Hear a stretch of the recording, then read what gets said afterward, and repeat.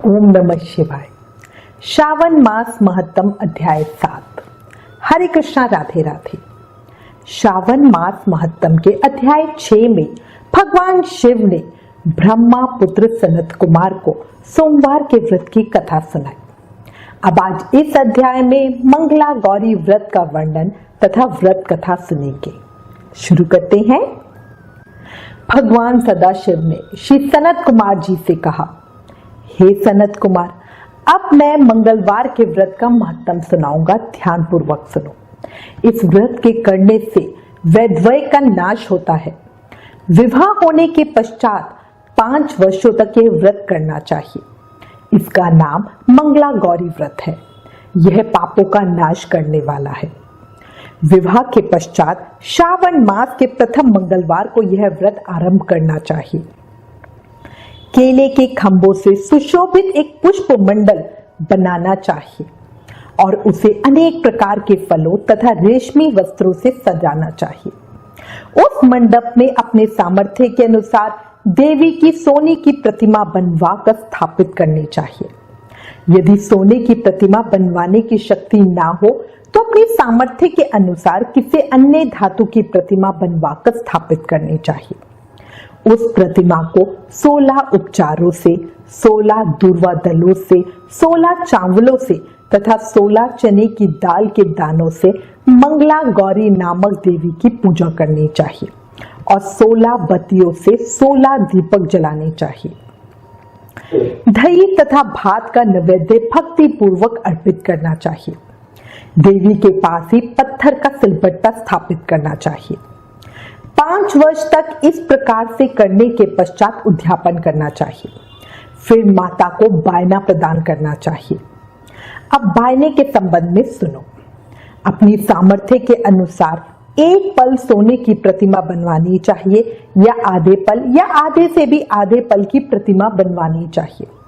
अपनी शक्ति के अनुसार सोने अथवा चांदी के घड़े को चावलों से भरना चाहिए। उस घड़े के ऊपर पहनने के कपड़े या चोली रखनी चाहिए। उसके ऊपर मंगला गौरी की प्रतिमा रखनी चाहिए। देवी के नजदीक, जैसा कि मैं ऊपर भी कह आया हूं, सिलबट्टा रखना चाहिए। ये सिलबट्टा चांदी का होना चाहिए। इस प्रकार माता के लिए बायना देना चाहिए। इसके बाद 16 सुहागन ब्राह्मणियों को भोजन कराना चाहिए। हे विप्र, इस विधि से व्रत करने पर 7 जन्मों तक सौभाग्य बना रहता है और पुत्र पौत्र एवं संपत्ति आदि सब अपने आप प्राप्त हो जाया करते हैं। सनत कुमार ने भगवान श्री सदाशिव से पूछा, हे प्रभु, इस व्रत को पहल किसने किया था और उसके करने से किस फल की प्राप्ति हुई थी? हे शंभु, कृपया करके आप मुझे इस व्रत के संबंध में इस प्रकार बतलाएं जिससे इस व्रत में मेरी श्रद्धा और अधिक हो जाए। भगवान श्री सदाशिव बोले, हे सनत कुमार, प्राचीन काल में कुरु देश में श्रुतकृति नामक एक विद्वान, कीर्तिशाली, शत्रुओं का नाश करने वाला, 64 कलाओं का ज्ञाता तथा धनुर्विद्या में कुशल राजा हुआ था। उसके यहाँ संसार की किसी वस्तु की कमी ना थी। कमी थी तो केवल एक संतान की। संतान प्राप्ति के लिए वह दिन रात जप तप करता था तथा साधु संतों की शरण में भी जाता था, परंतु उसका मनोरथ सिद्ध नहीं हुआ। फिर वह देवी की आराधना करने लगा। एक दिन देवी ने उसकी आराधना से प्रसन्न होकर उसे साक्षात दर्शन दिए और कहा, हे राजा शुद्धकीर्ति, वर मांगो। राजा शुद्धकीर्ति ने कहा, माँ, यदि आप मुझ पर प्रसन्न हैं तो मुझे सुंदर पुत्र दीजिए। हे देवी, आपकी कृपा से मेरे यहाँ धन धान्य आदि और किसी चीज की कमी नहीं है। बस एक पुत्र सुख को छोड़कर मेरे यहाँ सब आनंद है। राजा के वचन सुनकर देवी मुस्कुराई और कहा, हे राजन, तुमने अत्यंत दुर्लभ वर मांगा है, फिर भी कृपावश मैं तुम्हें ये अवश्य दूंगी। किंतु हे राजेंद्र, सुनिए, यदि आप परम गुणी पुत्र चाहते हो तो वह केवल 16 वर्ष तक जीवित रहेगा, और यदि रूप तथा विद्या से विहीन पुत्र चाहते हो तो वो दीर्घजीवी होगा। अब देवी का ये वचन सुनकर राजा चिंतित हो उठा और पुनः अपनी पत्नी से परामर्श करके उसने गुणवान तथा सभी शुभ लक्षणों से संपन्न 16 वर्ष की आयु वाला पुत्र मांगा। तब देवी ने भक्ति संपन्न राजा से कहा, हे निप्रनंदन, मेरे मंदिर के द्वार पर आम का एक वृक्ष है, उसका एक फल लाकर मेरी आज्ञा से अपनी रानी को खाने के लिए दो। उसको खाने से रानी को अवश्य में गर्भ रहेगा। राजा ने प्रसन्न होकर देवी के मंदिर के मुख्य द्वार पर जो आम का पेड़ था वहां से एक आम तोड़कर अपनी पत्नी को खाने को दे दिया। रानी ने देवी के आदेश अनुसार फल खाया और 10 माह के पश्चात उसके यहाँ देव पुत्र तुल्य पुत्र पैदा हुआ। हर शोक से संपन्न राजा ने राजकुमार का जात कर्म आदि संस्कार किया और शिव का स्मरण करते हुए उसका नाम चिरायु रखा। इसके बाद पुत्र के 16 वर्ष के होने पर पत्नी सहित राजा चिंता में पड़ गए और वे विचार करने लगे कि यह पुत्र बड़े कष्ट से प्राप्त हुआ है और मैं इसकी दुखद मृत्यु अपने सामने कैसे देख सकूंगा। ऐसा विचार करके राजा ने पुत्र को उसके मामा के साथ काशी भेज दिया।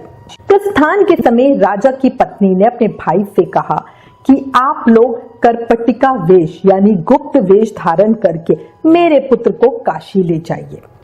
मैंने इसके जन्म से पहले भगवान श्री सदाशिव से प्रार्थना की थी कि हे प्रभु, पुत्र प्राप्ति कर मैं उसे जगतपति की यात्रा के लिए भेजूंगी। अतः आप मेरे पुत्र को आज ही काशी ले जाइए और सावधानी पूर्वक इसकी रक्षा कीजिए।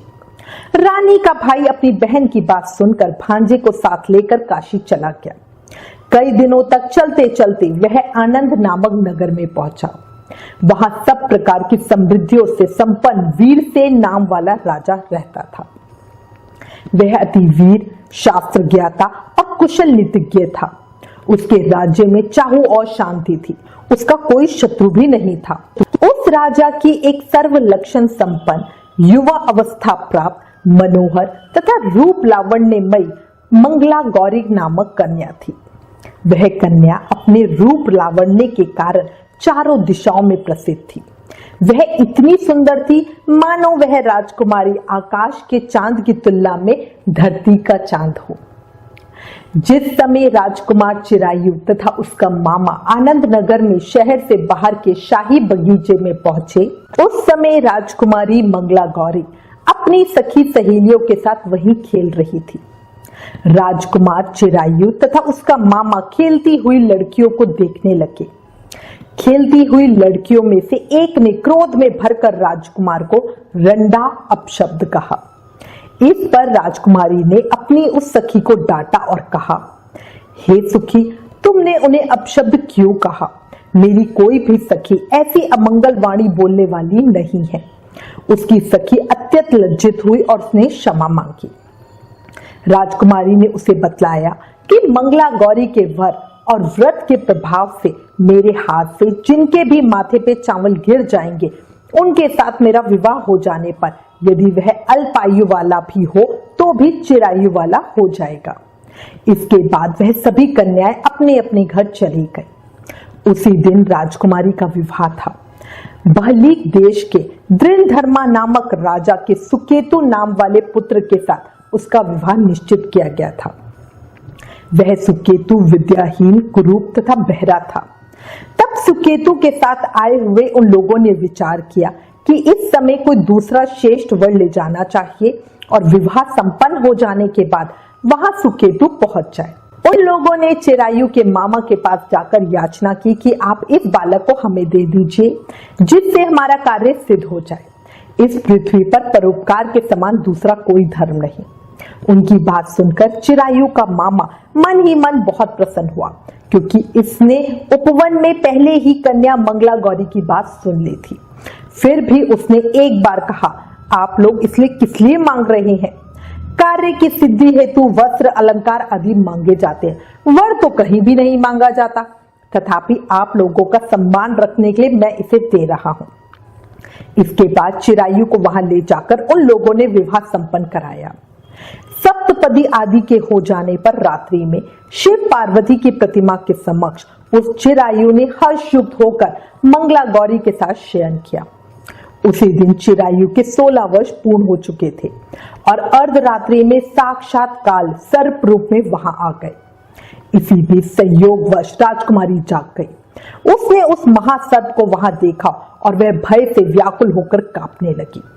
तब उस कन्या ने धैर्य धारण कर 16 उपचारों से सर्प की पूजा की और पीने के लिए उसे दूध दिया। उसने दीनता भरी वाणी में उस सर्प की प्रार्थना तथा स्तुति की। उसने दीन वाणी में नागदेव से अपने पति को ना मारने की प्रार्थना की और कहा कि यदि ऐसा हुआ तो मैं बहुत उत्तम व्रत करूंगी।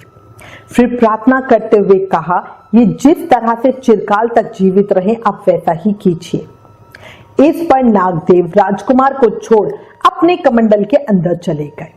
ये देखकर राजकुमारी मंगला गौरी ने अपनी चोली से कमंडल का मुख बंद कर दिया। इसी बीच उसका पति अंगड़ाई लेकर जाग गया और अपनी पत्नी से बोला, हे प्रिय, मुझे भूख लगी है। तब राजकुमारी ने राजकुमार को देवी के समीप से खीर लड्डू लाकर खाने को दिए। खाते समय उसके हाथ से अंगूठी गिर गई। वह प्रसन्नता पूर्वक पान आदि खाकर पुनः सो गया। इसके बाद मंगला गौरी कमंडल को फेंकने के लिए जाने लगी। विधि की कैसी गति है कि उस कमंडल में से बाहर की ओर जगमग करती हुई एक हार की क्रांति को देखकर वह आश्चर्यचकित हो गई। घट में स्थित उस हार को उसने अपने कंठ में धारण कर लिया। इसके बाद कुछ रात शेष रहते ही चिरायु का मामा आकर चिरायु को ले गया। इसके बाद वर पक्ष के लोग सुकेतु को वहां ले आए। उसे देखकर मंगला गौरी ने कहा, यह तो मेरा पति नहीं है, यह तो रात को मेरे पास नहीं था। इस पर वर पक्ष के लोग चकित हुए और मंगला गौरी से कहने लगे, यदि यह तुम्हारा पति नहीं तो तुम इसका कुछ ठोस आधार बतलाओ। वह बोली, मेरे स्वामी ने मुझे अंगूठी और हार दिया है जो मैंने पहन रखे हैं। रात्रि में पति सहवास के समय मेरे पति का केशर से युक्त पांव मेरी जांघ में चित्रित है। अब यह सुकेतु बतलाएं कि क्या यह इसने किया है। रात के समय मेरे और मेरे पति के बीच जो बातचीत हुई है और हमें क्या भोजन किया था यह भी बतलाए, तो ही ये मेरे पति होंगे। मंगला गौरी की बात सुनकर वर पक्षीय जनों ने कहा, ठीक है ठीक है, लेकिन सुकेतु किसी भी प्रश्न का उत्तर नहीं दे सका। इस पर कन्या पक्ष वालों ने उसके साथ राजकुमारी को भेजने से इनकार कर दिया और वर पक्षीय जन अपना समूह लेके जैसे आए थे वैसे ही लौट गए। मंगला गौरी के पिता ने वर पक्ष का वृतांत कानोकान सुन लिया कि स्वरूप से कुरूप होने के कारण उन लोगों के द्वारा किसी अन्य को वर के रूप में आदर पूर्वक लाया गया था। कुछ समय पश्चात मंगला गौरी के पिता महाराज वीरसेन ने महायज्ञ करवाया। उसने देश विदेश के नरेशों और राजकुमारों को उस महायज्ञ में आमंत्रित किया। उस दिन मंगला गौरी स्त्री कक्ष में पर्दे की ओट में बैठकर अपने पति की तलाश में यज्ञ में आने वाले राजकुमारों को देखने लगी। उधर चिरायु भी अपने ससुराल का हाल जानने के लिए अपने मामा के साथ वहां आन पहुंचा। जैसे ही राजकुमार चिरायु पर्दे के सामने से गुजरा तो मंगला गौरी ने उसे देखकर पहचान लिया। अपने पिता से बोली, यही मेरे पति हैं। राजा ने उन दोनों को राजमहल में बुलवाया। मंगला गौरी द्वारा बतलाई गई निशानियों से वही उसका पति सिद्ध हुआ। राजा ने उसे वस्त्र आभूषण धन संपदा अश्व गज सेना आदि देकर उसकी पत्नी को उसके साथ विदा कर दिया। राजकुमार अपनी पत्नी मामा और धन संपदा सहित अपने पिता की नगरी में लौट आया। लोगों के मुख से उसे आया हुआ सुनकर उसके माता पिता को विश्वास नहीं हुआ। उन्होंने सोचा कि प्रबंध अन्यथा कैसे हो सकती है। इतने में वह अपने माता पिता के पास आ गया और स्नेह से परिपूर्ण वह चिरायु भक्ति पूर्वक उनके चरणों में गिर पड़ा। तब उन्होंने अपने पुत्र का मस्तक सूंघकर उन दोनों ने परम आनंद को प्राप्त किया। पुत्र वधू मंगला गौरी ने भी सास ससुर को प्रणाम किया। तब सास ने उसे अपनी गोद में बिठाकर सारा वृतांत शीघ्रता पूर्वक पूछने लगी। हे महामुनि, तब पुत्र वधू ने भी मंगला गौरी के उत्तम व्रत महत्तम तथा जो कुछ घटित हुआ था वह सब वृतांत बताया। भगवान शंकर बोले, हे सनत कुमार, मंगला गौरी ने मंगल व्रत के पुण्य से अपने पति को मृत्यु का ग्रास बनने नहीं दिया तथा उसकी जीवन रक्षा कर दोनों कुलों का सम्मान बढ़ाया। हे सनत कुमार, मंगला गौरी के कारण ही तभी से यह व्रत मंगला गौरी के नाम से प्रसिद्ध हुआ। इस पावन कथा को जो कोई भी कहता सुनता है उसके सभी मनोरथ पूर्ण हो जाते हैं, इसमें संदेह नहीं है। श्री सूत जी बोले, हे ऋषियों, इस प्रकार शिव जी ने सनत कुमार को यह मंगला गौरी व्रत बताया और उन्होंने सभी कार्यों को पूर्ण करने वाले इस व्रत को सुनकर महान आनंद प्राप्त किया। इस प्रकार श्री स्कंद पुराण के अंतर्गत ईश्वर सनत कुमार संवाद में श्रावण मास महत्तम में मंगला गौरी व्रत नामक कथा का 7वां अध्याय समाप्त। इस 7वें अध्याय के पाठ श्रवण से मनोरथों की पूर्ति व आयु में वृद्धि होती है। भगवान को मन मंदिर में विराजित कर हर सांस के साथ उन्हें याद करें, नाम जाप करें और जोर से जयकारा लगाएं। ओम नमः शिवाय, जय शिव शंभू।